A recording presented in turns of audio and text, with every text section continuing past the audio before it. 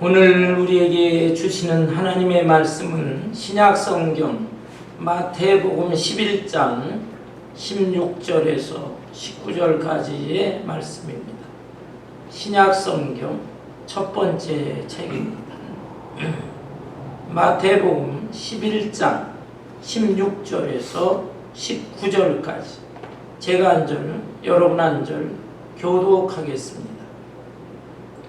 이 세대를 무엇으로 비유할까? 비유하건대 아이들이 장터에 앉아 제 동물을 불러 이르되 우리가 너희를 향하여 피를 불어도 너희가 춤추지 않고 우리가 슬피 울어도 너희가 가슴을 주지 아니하였다 함과 같도다. 요한이 와서 먹지도 않고 마시지도 아니하며 그들이 말하기를 귀신이 들렸다 하더니 인자는 와서 먹고 마시며 말하기를 보라먹기를 탐하고 포도주를 즐기는 사람이요 세리와 죄인의 친구다 하니 지혜는 그 행한 일로 인하여 옳다함을 얻느니라. 아멘. 아멘.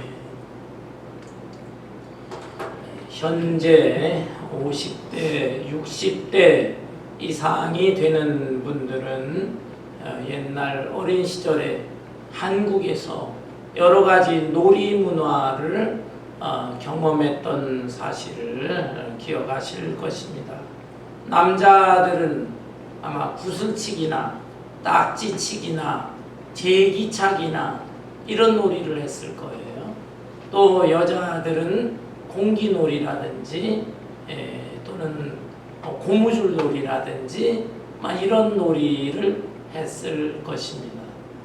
그러나 요즘은 세태가 달라졌어요. 요즘 아이들은 그런 놀이를 하지 않습니다. 요즘의 아이들은 정식으로 축구나 야구나 농구, 수영 이런 클럽에 들어가서 훈련을 받으면서 노는 행위를 합니다. 그리고 혼자나 또는 두세 명 정도의 작은 아이들이 모였을 때는 컴퓨터 게임을 한다든지 장난감을 가지고 논다든지 이렇게 노는 것입니다. 그러니까 놀이 문화가 세월의 흐름에 따라서 달라진 것이죠. 그렇다면 2000년 전에 예수님 당시에 어린아이들은 무슨 놀이를 하면서 즐겼을까요? 그들도 여러 놀이를 했겠지만은 대표적인 놀이는 결혼식 놀이와 장례식 놀이인 것입니다. 오늘 본문 말씀에 보면 예수님께서는 당시에 어린아이들이 노는 모습을 보면서 그것을 예로 들어서 당시의 종교 지도자들과 또 유대인 백성들에게 영적인 가르침을 주시고자 하셨습니다. 여러분, 그렇다면 이 결혼식 놀이와 장례식 놀이는 도대체 어떻게 진행되었을까요? 여기 본문 말씀을 볼까요? 16절에 보면 이 세대를 무엇으로 비유할까? 비유하건대 아이들이 장터에 앉아 제 동물을 불러 이르되 우리가 너희를 향하여 피리를 불어도 너희가 춤추지 않고 우리가 슬피 울어도 너희가 가슴을 치지 아니하였다 함과 같도다. 당시 아이들은 주로 장터에 모였습니다.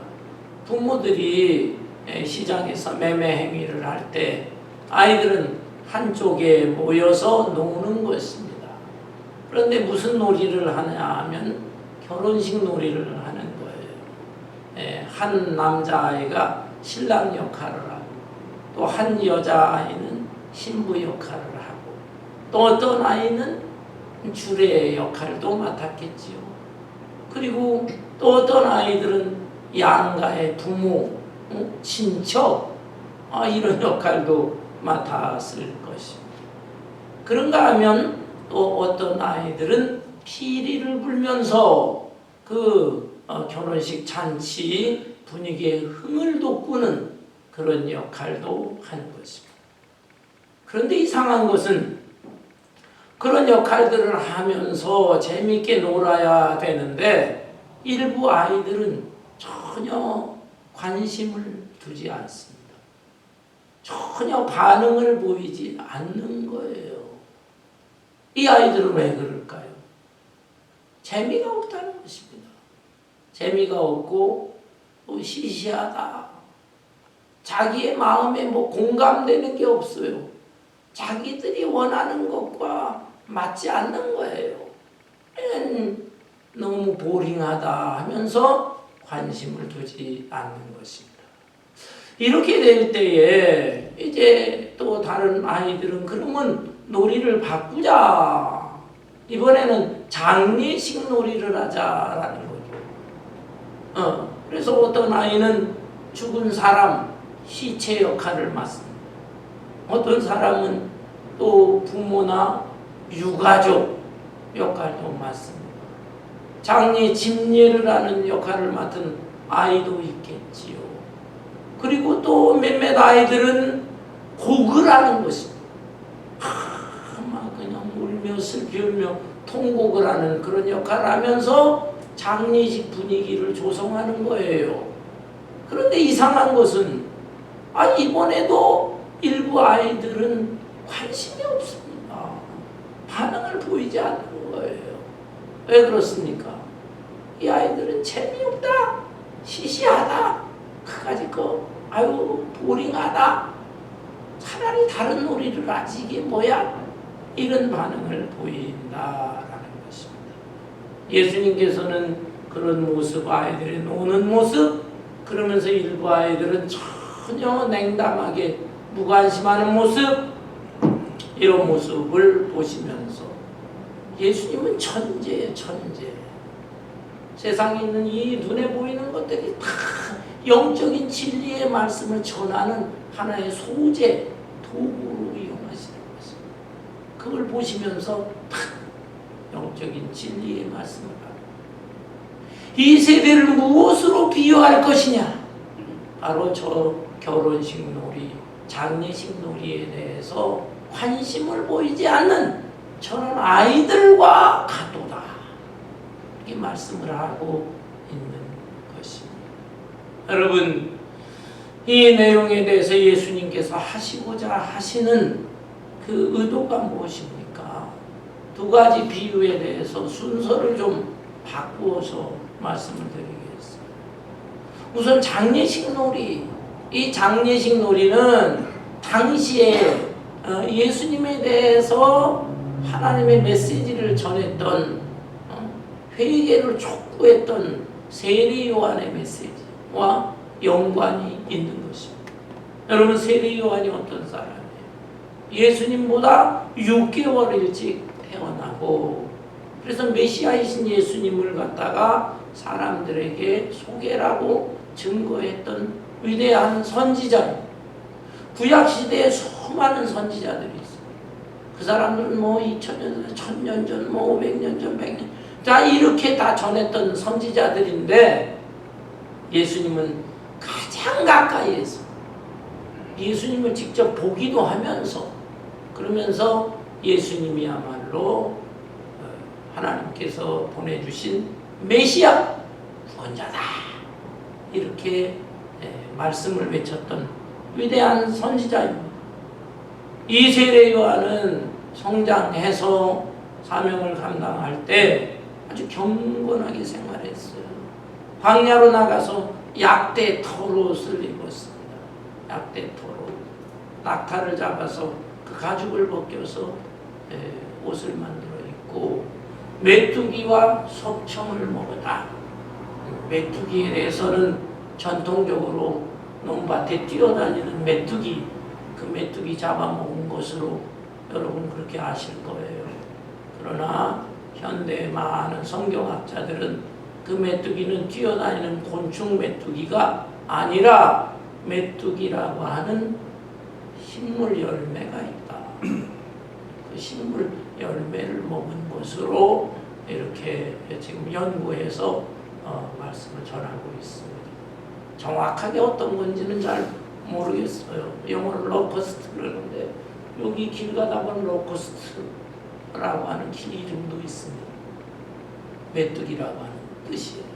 메뚜기 식물을 먹은 것이다. 어쨌든 메뚜기를 먹고 그 다음에 석청은 돌에서 나오는 꿀입니다. 바위돌 같은 데 나오는 꿀, 석청을 먹고 그러면서 광야에서 생활했던 금식 기도도 많이 하고 그 사람들이 이렇게 참 특이하게 생활하고 경건하게 생활하는 저 세례 요한의 메시지를 들어야 되겠다. 사람들이 막 그냥 빈 들판 광야지만 막 몰려오는 것입니다. 그런데 세례 요한의 메시지가 무엇입니까? 회개. 너희들은 다 죄인들이다. 죄를 회개해야 마음으로 메시아 예수 그리스도를 영접할 수 있다. 회개에 대한 메시지를 엄청 강조했어요. 그리고 눈물을 흘리면서 때로는 금식을 하면서 너희들의 죄를 다 드러내고 철저하게 회개해야 된다. 이 메시지를 강조했어요. 그러다 보니까 당시에 바리새인을 비롯한 종교 지도자들 이 사람들이 듣기 싫어했습니다. 우리가 왜 죄인이야?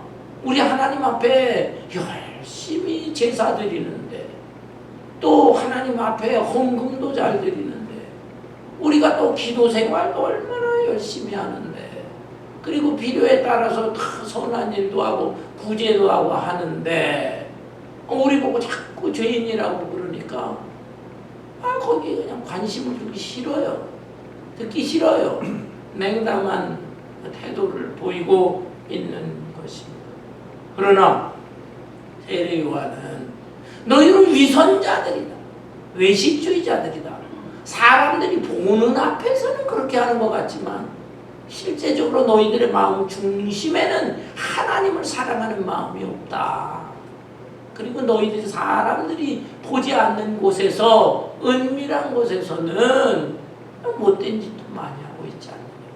그걸 철저하게 하나님 앞에 회개하라. 심지어는 독사의 자식들아. 이렇게 무섭게 책망의 메시지를 전했어. 그런데 듣기 싫다. 반응하지 않는.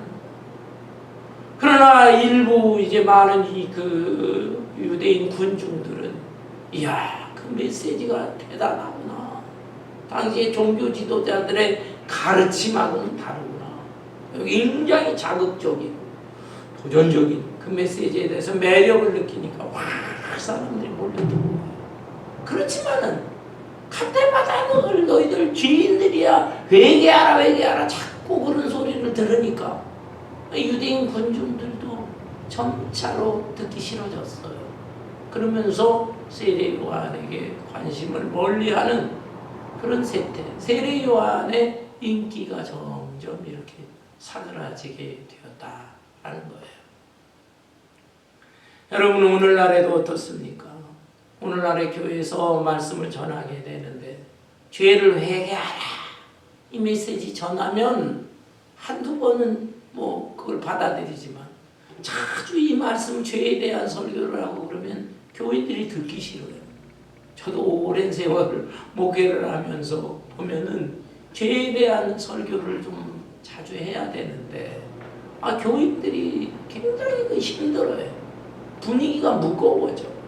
어떤 분들은 노골적으로 죄 회개에 대한 설교보다 목사님 좀 우리를 위로해주고 격려해주고 또 축복의 메시지를 전하고 그런 거 좀 해주세요. 노골적으로 저한테 요구하는 분들도 있습니다. 제가 참고하지요. 이렇게 말씀을 전합니다. 그러나 기독교의 핵심 근본 핵심은 이 죄의 문제를 다루는 거예요. 그리고 이 죄를 회개하라. 이 메시지가 우리 기독교 정신의 핵심인 것입니다. 부인할 수 없는 거예요. 여러분 예를 들어서 어떤 중병 환자가 병원에 갔습니다. 병원에 갔는데 의사가 탁 진단을 해보니까 심각한 병에 걸렸어요. 그런데 당신이 병에 걸렸어. 앞으로 수술도 받아야 될 거야. 그리고 몸 관리를 철저히 생활을 철저히 건강 음식이라든지 건강 중심으로 해야 돼. 이렇게 말을 전해야 되는데 의사가 그렇게 말하면은 굉장히 환자가 실망할 것 같으니까 그 말을 하지는 않고 달콤한 말을 합니다. 그렇게 뭐 심각한 병은 아니에요. 너무 염려하지 마세요. 그저 간단한 이 약을 드릴 테니까 이 약이나 드시면 돼요. 라고 하면서 처방을 한다면 그 환자에게 어떻게 되겠습니까?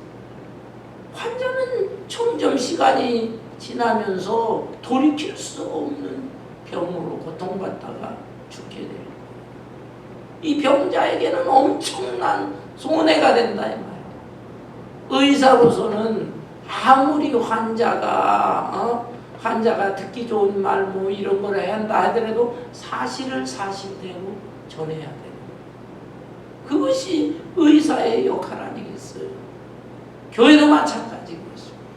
그러나 워낙에 지금 세태가 교인들이 죄에 대한 얘기를 듣기 싫어하니까 설교자들도 그것을 점차 자제하는 그런 세태가 되고 마는 것입니다.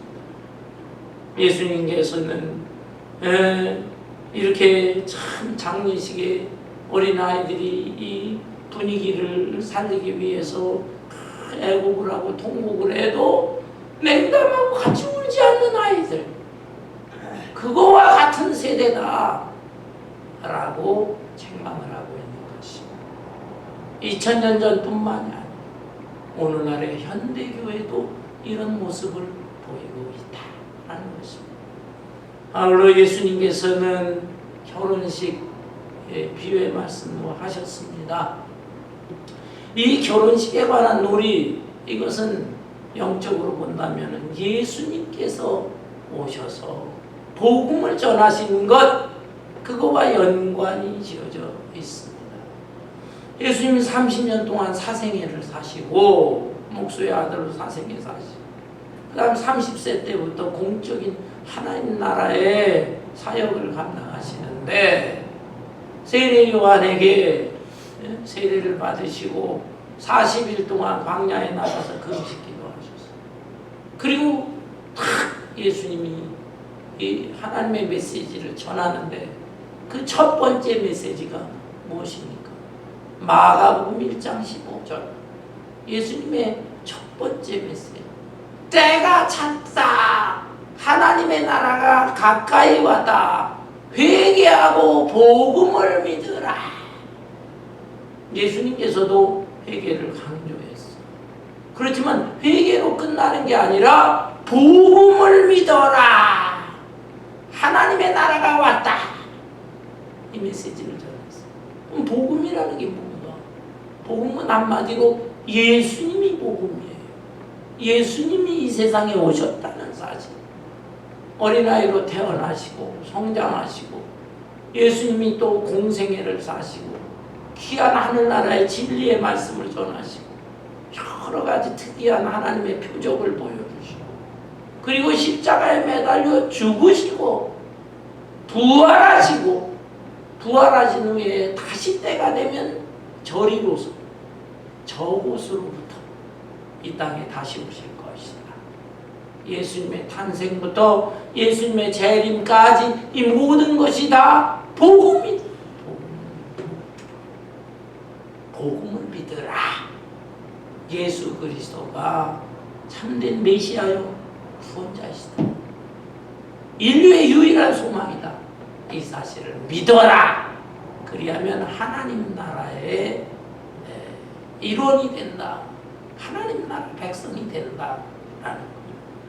여러분, 하나님의 나라라는 것은 다른 말로 천국입니다. 천국. 우리는 천국이라고 하면 죽어서 가는 곳, 이 생각만 해요. 그거는 내세 천국이 내세 천국. 이 땅에서도 우리는 천국을 경험해야 돼요. 천국, 다른 말로 하나님의 나라예요. 천국, 하나님의 나라, 이것의 정의는 뭐냐? 정의는 하나님이 통치하시는 곳이라고 하는 의미예요. 내 마음속에 예수 그리스도를 모시고 하나님의 통치가 온전히 이루어진다면 내 마음이 천국인 것입니다. 심령의 천국. 내 가정에 예수 그리스도를 모시고 하나님의 통치를 받게 된다면 가정의 천국이 이루어져요. 지상의 교회들이 예수 그리스도를 중심으로 하나님의 통치를 온전히 받는다고 한다면 지상의 교회들이 다 교회의 천국을 이루게 되는 것입니다. 아울러 이 세상에 있는 모든 사람들이 다 자신들의 죄를 회개하고 예수 그리스도를 영접해서 죄 사함을 받고 또 하나님의 다스리심에 순종한다고 한다면 이 지상이 유토피아, 하나님의 나라가 이루어지게 되는 것입니다. 여러분, 이렇게 예수님은 회개도 강조하셨지만 복음을 강조하셨고 복음을 통해서 하나님 나라의 백성이 된다, 이 메시지를 전하셨어요. 그리고 하나님의 백성이 되게 되면 우리는 더 이상 슬퍼하거나 괴로워하거나 이렇게만 할 것이 아니라 기뻐할 줄 알아야 된다. 그것도 즐겁게 지내고 밝게 감사하면서 지내야 된다. 결혼식 놀이라고 하는 게 바로 이런 것이다.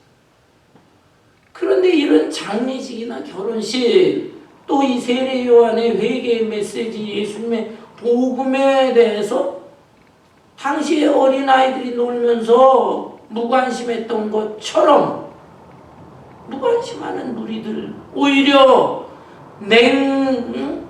냉소하면서 비판하는 무리들이 있었다. 본문 18절에 보면 요한이 와서 먹지도 않고 마시지도 아니하며 그들이 말하기를 귀신이 들렸다. 세례 요한이 그렇게 광야 생활하면서 정말 검소한 모습으로 경건한 생활하면서 하나님의 메시지만을 온전히 전하고자 했는데 그 모습을 보면서 정말 일반 사람들하고 다른 이상하게 사는 저 사람, 저 귀신 들렸어. 우리 보고 자꾸 죄인이라고 그러고 저런 소리만 해. 귀신 들렸다고 이렇게 비판을 합니다. 그런가 하면 예수님에 대해서 뭐라고 비판하느냐. 19절에 인자는 와서 먹고 마시매 말하기를 보라 먹기를 탐하고 포도주를 즐기는 사람이요 세리와 죄인의 친구로다 하니 지혜는 그의 행한 일로 인하여 옳다함을 얻느니라. 인자, 예수님이 스스로 일컬어질 때 인자라고 하셨어요. 사람의 아들. 예수님은 하나님의 아들인데 왜 사람의 아들이라고 했을까? 여기 인자라고 하는 것은 어떤 분들은, 어떤 선교사들은 예수님이 겸손하셔서 사람이 아니에요. 겸손이 아니에요. 인자라고 하는 이 표현은 구약시대 다니엘서 7장에 보게 되면 다니엘이 환상을 보는데 하나님 우편에 인자 같은 이가 있었다. 그 인자 같은 이 사람 모양을 한 인자 같은 이가 하나님의 권위를 다 부여받아서 통치하는 그 모습이 다니엘서 7장입니다. 바로 그 인자가 누구냐? 사람 같은 형체를 진 다니엘이 환상을 본 그 인자, 그 인자가 바로 나다 이 말이야. 나다. 예수님 인간적으로 겸손하게 하기 위해 나 인자가 아니에요. 하나님의 엄청난 권위를 위탁받으신 진정한 메시아이신 예수님이 이 세상에 오셨는데 이제는 하나님의 나라가 임한 거 아니겠어요? 그래서 죄를 진정으로 회개하게 되면 용서받고 하나님의 나라가 임한다. 그러니 너무 우울하게 지낼 거 없다. 슬퍼하면서 탄식하면서 지낼 게 아니라 먹고 마시고 밝게 환하게 지낼 수 있어야 한다. 이걸 가르쳐 주려고 하는 거예요. 너희들은 감사하면서 기뻐하면서 지내라. 그랬는데 이 모습에 대해서 이 바리새인을 비롯한 지도자들 이런 사람들이 뭐라고 그러냐 하면은 야 보라 먹기를 탐하고 포도주를 즐기는 사람이요 세리와 죄인의 친구로다 하니 비판하고 있어요. 쾌락주의자. 세리와 창기들, 그 당시에 죄인의 대명사라 할 수 있는 세리와 창기를 죄인들의 대표자들인데 예수님은 그들까지라도 그들을 주님 앞으로 인도하고 하나님 나라 천국 백성으로 만들려고 애를 쓰셨는데 그 모습을 보면서 그렇게 비판을 하고 저런 죄인들하고 어울리는 자들이다라고 하는 것입니다. 여러분 어찌하면 좋겠습니까? 어찌하면 이걸 어찌하면 그렇다면 이런 사람들은 도대체 무엇에 관심이 있는 것일까요? 장례식 놀이와 같은 데도 관심이 없고 결혼식 놀이에도 관심이 없는 어린아이들 같은 놀이들 죄를 회개하라고 하니까 귀신 들렸다. 그렇다고 또 아주 즐겁게 밝게 살자고 그러니까 좋은 쾌락주의자들이라 하고 이런 자들에게는 그러면 무슨 교훈을 줘야 될까요? 제가 생각을 해봤어요. 아마 다른 놀이들을 하는 모습을 보여주게 되면 그리고 그 다른 놀이들에 대한 교훈을 예수님이 주셨다면 저들이 반색을 하면서 좋아했을 것 같아요. 예를 들면 그 당시에도 놀이가요, 장례식 결혼식 놀이 말고도 또 다른 놀이가 있었을 겁니다. 전쟁 놀이 같은 전쟁 놀이 또는 장사하는 놀이. 전쟁 놀이는 예를 들어 어떤 아이가 나는 이스라엘의 왕 역할을 하고 또 어떤 아이는 뭐 장군의 역할, 이스라엘 군인의 역할들, 또 다른 아이들은 로마 황제의 역할, 빌라도 총독, 헤로도 왕, 로마의 군병들 역할을 그럼 막 싸웁니다. 싸우다가 이스라엘이 탁 패망을 했는데 패망을 하는 게 끝이 아니고 이스라엘의 독립운동가가 나타나고 독립투사가 나타나고 거기에 또 지지하는 그런 백성들이 무기는 별로 없지만 하나로 뭉쳐가지고 로마를 몰아내고 승리하는 이런 그 놀이를 했다고 한다면 무관심했던 아이들도 그거 재밌네 하면서 동참했을 것 같아요. 뿐만 아니라 장사하는 역할도 합니다. 어떤 아이는 음식을 파는 역할을 하고 어떤 아이는 의복을 입고 물건을 파는 역할을 하고 또 각종 다양한 물건들을 파는데 다른 아이들이 또 와가지고 물건을 사기도 하고 어렸을 때 소꿉장난 아이들이 하면서 그 아이들이 이런 놀이를 했다면 무관심했던 아이들도 거기에 재미있다 하고 동참했을 것 같아요. 여러분 오늘날에도 이런 놀이 할 수는 있어요. 전쟁 놀이 애들이 막 총 가지고 막 싸우고 막 장사하는 놀이 애들 소꿉장난도 있지만 아마 여러분들이 한국에 가게 되면 지금도 하는지 몰라요. 저 재래시장 같은데 가게 되면은요, 뭐 옷가지 같은 걸 그냥 상위에 펼쳐놓고 어떤 데는 마당에다가 모포 하나 깔아놓고 또 옷까지 쫙 여러 물건을 그냥 쫙 펼쳐놓고 그리고 그거 파는 사람이 어떻게 기가 막혀요. 손뼉 치면서 발도 굴르면서 골라 골라 뭐 한 장에 얼마야 뭐 얼마야 10,000원에 뭐 한 장 두 장 골라 잘하더라고요. 잘해. 그 모습을 본 사람들이 확 관심 있어가지고 재밌어서 몰려들고 구경하면서 이것저것 물건 고르면서 사가고 그런 놀이들. 근데 그런 놀이들을 예수님이 비유로 말씀을 하셨다면 어땠습니까? 바리새인을 비롯한 지도자들 또 유대인들 와 몰렸을 것 같습니다. 왜? 전쟁 놀이의 교훈은 무엇입니까? 당시에 이스라엘은 로마의 침략을 받았어. 로마의 식민 통치 생활을 하고 있었어. 그래서 지도자들뿐만 아니라 일반 백성들도 어떻게 하면 로마로부터 독립을 할 수 있을까? 그 그것이 소원이었습니다. 그래서 그들은 메시아를 기다렸는데 세례 요한이 메시아인 줄 알았다면 세례 요한 워낙 특이한 모습을 하고 메시지를 전하는데 자극적인 메시지를 하고 세례 요한이 그러면 하나님께서 보낸 메시아인가 생각을 했는데 세례 요한은 정치적인 얘기는 별로 안 하고 그냥 죄를 회개하라 하는 얘기를 하고 당신이 메시아입니까? 아니까 노 메시아는 내 뒤에 오실 텐데 나는 그 메시아의 신발끈을 푸는 역할도 감당할 수가 없다. 아주 겸손하고 정직한 사람이었던 것입니다.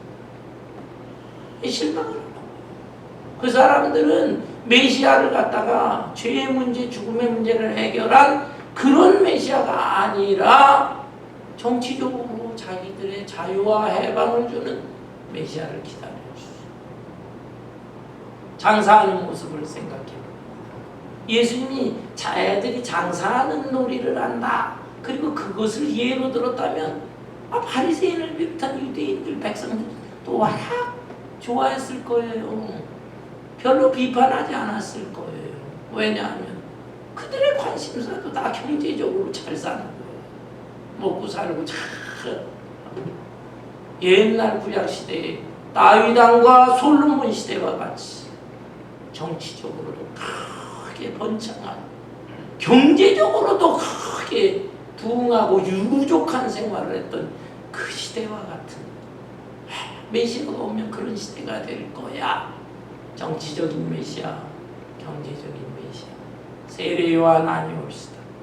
예수님이 나타나서 막 전하고 기사 이적을 행하니까 정치적인 메시아, 경제적인 메시아인데 예수님에 대해서도 참 메시지를 들어보니까 그게 아니네. 자기들이 지금 일반 살아가고 있는 이 세상 나라가 아니라 하나님의 나라, 하나님의 나라를 막 전하고 있단 말이에요. 그리고서는 자기들이 죄인으로 무시했던 그런 자들 가까이 하면서 그들도 어떻게 해서든지 하나님 나라의 백성으로 이끌어드리려고 애쓰는 자기들의 생각, 가치관, 인생관 이런 거하고 전혀 다른 모습을 보여주고 있는 것입니다. 여러분, 오늘날에도 마찬가지입니다. 오늘날의 교인들, 세상 사람들 다 무엇에 관심이 있습니까? 어떻게 하면은 우리가 사는 이 나라가 힘있는 나라, 잘 사는 나라, 부강한 나라. 교회의 메시지는 무엇입니까? 예수 잘 믿으면 우리나라 부강한 나라 됩니다. 이 세상의 최강의 나라가 될 수 있습니다. 아멘, 아멘, 아멘. 또한 예수 잘 믿으면 여러분 부자 됩니다. 부자 됩니다. 장사하는 놀이를 보면서 환호하는 거죠. 네, 여러분 잘. 물론 예수님 잘 믿으면 하나님께서 이런 면에 축복을 해주실 수가 있어. 그러나 그것은 복음의 부수적인 것들이다. 복음의 근본, 핵심의 정신은 무엇입니까? 자기가 죄를 범했을 때 눈물을 흘리면서 철저하게 통곡하면서 회개해야 될 것이고, 아울러서 하나님의 자녀요, 하나님의 백성이 된 것에 감사하면서 어떻게 하면 하나님의 거룩한 성품을 점점 닮아가 볼까? 그리고 하나님 맡겨주신 사명을 어떻게 하면 조금이라도 더 잘 감당해 볼까? 여기에 관심을 쏟으면서 살아가야 되는 것입니다. 그런데 많은 교인들이 그러한 데 관심을 두지 않고 그러한 메시지에 대해서 거부반응을 느끼는 것입니다. 춤도 추지 않고 울 때는 울어야 되는데 울지도 않고 기뻐할 때 기뻐해야 되는데 기뻐하지도 않는 이러한 세대가 되고 말았다라고 하는 것입니다. 여러분, 본문 말씀 후에 보면은 이런 말씀이 나오네요. 20절 이하에 보면 예수께서 권능을 가장 많이 행하신 고울들이 회개하지 아니하므로 그때 책망하시되 화 있을진저 고라시나 화 있을진저 벳세나야 너에게 행한 모든 권능을 두로와 시돈에서 행하였더라면 그들이 벌써 베옷을 입고 제에 앉아 회개하였으리라. 예수님께서는 중국 갈릴리 지역에 있는 여러 도시들에게 그 하나님 나라의 메시지를 전하셨어요. 여기 보면 고라신이 어느 지역인지 정확하게는 알 수 없어요. 베세다는 우리가 잘 알아요. 그 이후에 또 가버나움에 대한 도시 내용으로 나와요. 이런 곳에 가서 예수님이 정말 열심히 열정을 쏟아가면서 복음 전하시고 또 기사 이적을 행하시고 많이 애를 쓰셨어요. 근데 회개하고 돌이키는 사람은 별로 없네. 변화되는 사람이 별로 없어. 그러니까 예수님이 너무 답답해가지고 내가 이 메시지를 그리고 이 열정을 저 이방의 도시 두로와 시돈 이런 곳에 가서 전할지 한다면 그들이 너희들보다 훨씬 더 회개하고 변화되었을 것이다. 당시 이스라엘 사람들은 이방의 도시, 특별히 두로와 시돈, 저것들은 벌받을 것들, 저것들은 하나님의 진노를 살 것들 이렇게 생각하고 있었는데 예수님은 오히려 그들에게 가서 내가 이 열정을 쏟았다면 그들은 회개하고 돌이키지만 너희들은 하나님의 백성이라고 스스로 착각하면서 지내는데 너희들에게는 내가 이 열정을 쏟으면서 복음을 전할지라도 오히려 회개하지 않는다. 그러니 하나님의 형벌이 너에게 얼마나 더 심하게 임하겠느냐. 여러분 우리가 천국을 생각하면 예수를 중심으로 믿고 입으로 고백하는 사람, 나는 예수님 구주입니다, 하나님의 자녀가 되어서 진실하게 마음으로 믿고 고백하는 사람은 천국에 갑니다. 그렇지만은 천국에 상급이 있어요. 상급. 이 땅에서 하나님 나라를 위해서 얼마나 헌신하고 충성했느냐에 따라서 하늘의 상급, 하늘의 면류관이 다 다른 것입니다. 마찬가지로 지옥도 차별이 차이가 있다는 걸 알아야 돼요. 예수 믿지 않는 불신자들 당연히 지옥에 갈 수밖에 없습니다. 그런데 어떤 사람은 예수님에 대해서 얘기를 못 들어봤어. 누군가 전도를 해줘야 되는데 전도를 받은 경험이 없어. 옛날 한국에 삼국시대나 고려시대나 뭐 이런 오래된 시대에 살던 사람은 예수 얘기를 들어본 적도 없잖아. 그런 사람들은 어떻게 됐을까? 어떻게 됐을까요? 잘 모르죠. 아마 양심에 따라서 양심을 보고 하나님이 평가를 하셨을 것이다. 이렇게 보는 분들도 있지만 조금 어려운 말로 신학적으로 말하면 그런 사람들에게 예수님이 전해졌다면 그 사람들이 믿었을까 안 믿었을까? 하나님이 보실 때 그들에게 기회가 주어지지 않았지만 기회가 주어진다면 그 예수를 믿었을 것이다 이렇게 판단되는 사람은 그 당시의 사람이라도 천국에 갔겠죠. 그런데 그런 사람들일지라도 예수의 복음이 전해졌을 때 그 사람들이 받아들이지 않았을 것이다. 우리는 모르지만 하나님은 아실 것이다. 그런 사람들은 지옥에 갔겠죠. 어쨌든 그런 사람들에게는 예수의 복음이 전해지지도 못했어. 그러나 그들 중에는 아마 많은 사람들 대부분이 지옥에 갔겠죠. 그런데 복음을 접하면서도 복음의 내용을 다 알면서 접하면서도 믿지 않는 무리들이 너무 많다. 그런 사람들은 지옥 중에서도 지옥의 밑바닥에 떨어져서 하나님의 무서운 형벌과 진노를 받게 될 것이다. 천국에 상급이 있는 것처럼 지옥에도 형벌의 차이가 있다라고 하는 것을 기억해야 될 것입니다. 그렇다면 우리의 역할이 무엇일까요? 우리의 역할은 주의 그 말씀을 그래도 잘 반응을 했어.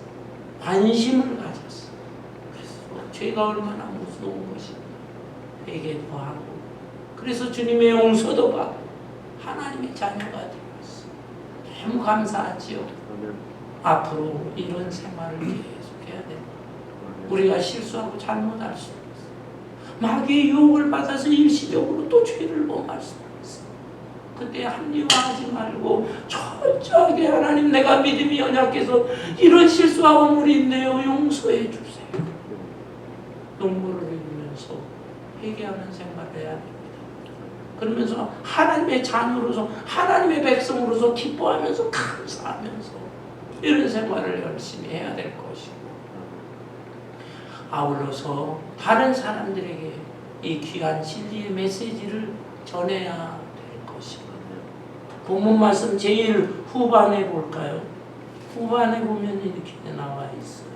19절에 인자는 와서 먹고 마시며 말하기를 보라, 먹기를 탐하고 포도주를 즐기는 사람이 세리와 죄인의 친구로다 하니 지혜는 그 행한 일로 인하여 옳다함을 얻느니라. 이게 도대체 무슨 뜻일까요? 지혜는 그 행한 일로 인하여 옳다함을 얻느니라. 지혜를 갖다 진리로 바꾸면 되는 거죠. 진리를 마음속에 품은 사람, 하늘의 지혜, 참된 지혜는 진리인데 그걸 마음속에 품은 사람은 그것이 실천으로 나타나는 거예요. 실천으로, 행함으로 나타나게 될 때에 하나님께서 인정을 해 주시는 것입니다. 그런데 지혜에도 하늘의 지혜가 있지만 땅의 지혜가 있네요. 땅의 지혜를 가진 사람, 생존 경쟁이 치열한 사회에서 어떻게 하면 여기서 살아남을까? 어떻게 하면 잘 먹고 잘 살까? 부자 될까? 어떻게 하면 여기서 출세하고 성공하고 권력자가 될까? 이런 쪽에 아주 밝은 사람이 있어요. 땅의 지혜, 세상의 지혜. 어떤 면에 학교에서 가르쳐주는 지혜, 세상에서 가르쳐주는 지혜, 세미나, 이건 다 땅의 지혜를 가르쳐주는 거예요. 이것도 필요하겠죠. 그러면 이 지혜를 가지면은 세상에서 부자도 되고 성공, 출세도 할 수 있을지 몰라요. 그러나 이 지혜는 참된 지혜는 아니다. 하늘의 지혜, 곧 복음의 핵심, 이 진리를 갖다가 잘 마음속에 간직한 사람은 세상 사람, 땅의 지혜를 가진 사람하고 가치관이나 인생관이나 삶의 모습이 달라지는 것이. 세상에서 부하고 출세하고 할지라도 하늘의 지혜가 없는 진리를 갖지 못한 사람들이 있습니다. 우리는 그 사람들이 대단한 것 같지만 그 사람도 고요한 시간에는 인생의 허물을 느끼는 거예요. 내가 잘못 산 것 같다. 후회하고 탄식해요.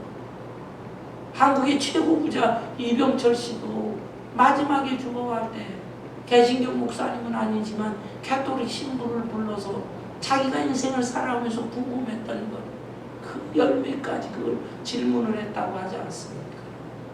그 신부가 그 얘기를 듣고 그 이병철 씨가 궁금해했던 것을 다 풀어가지고 교리로 만들어서 배포하기도 하고 그 책이 지금 책방에도 많이 나와 있죠.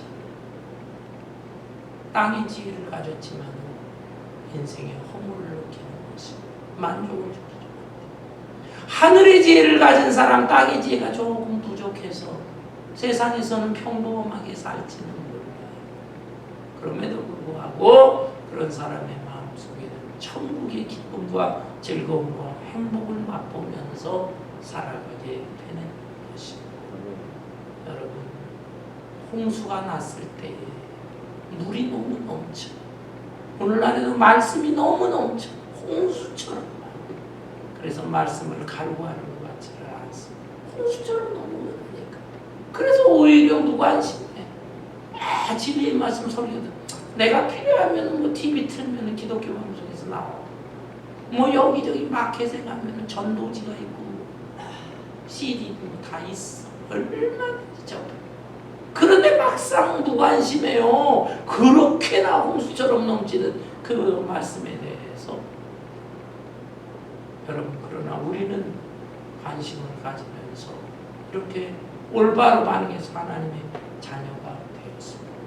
그렇다면 진리를 품은 사람으로서 이제는 올바로 행동을 해야 합니다. 행동을 한다는 것은 내 삶의 모습이 예수 그리스도를 닮고 하나님의 성품을 닮고 하나님의 사명을 감당해요.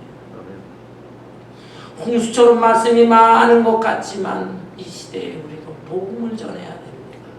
아이 그렇게나 많은데 이제는 뭐 아무리 전해봐야 교회도 흔하고 예수 믿는 사람도 많고 또 교회는 안 다닐지라도 나 교회 다 알아 뭐 성경 다 알아 이렇게 이런 시대에 어떻게 우리가 전도가 될까?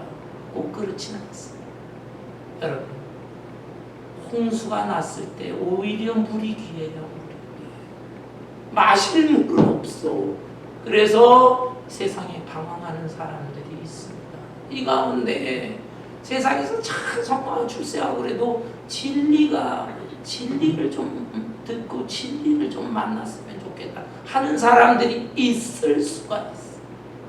그래서 우리는 배를 얻든지 못 얻든지 이 복음을 들고 입으로도 전하고 행실을 통해서도 진리의 말씀을 품은 사람의 모습을 보여줘야 돼요.